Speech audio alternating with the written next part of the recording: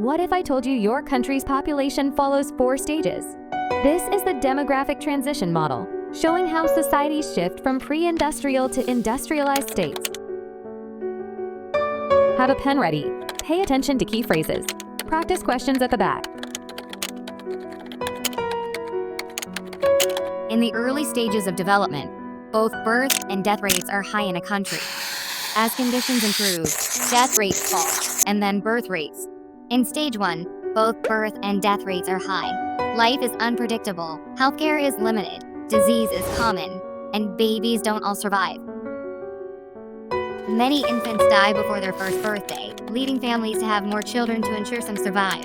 The total fertility rate is also high, which refers to the average number of children a woman has in her lifetime. This is due to a lack of family planning, cultural norms like children working on farms, or the belief that large families bring prosperity. By stage 2, birth rates stay high due to cultural factors and limited access to contraception. But death rates start to drop thanks to advances in medicine, sanitation, and nutrition. People live longer, and infant survival rates improve.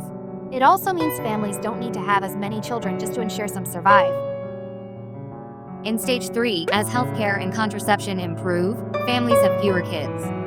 Women are in school longer, joining the workforce, and delaying family planning.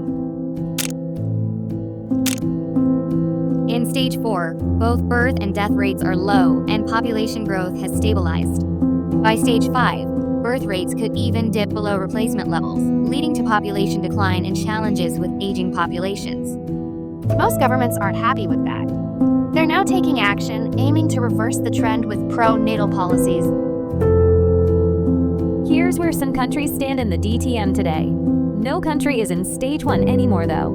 And if you're wondering, how might this actually show up in my exams?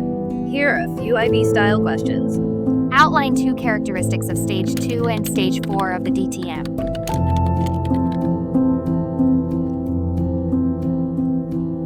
Describe 2 factors that may help a country transition from stage 2 to stage 3 of the DTM.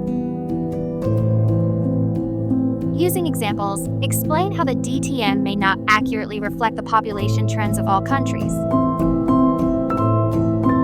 Next up, we'll break down population pyramids and what they tell us about a country's population structure.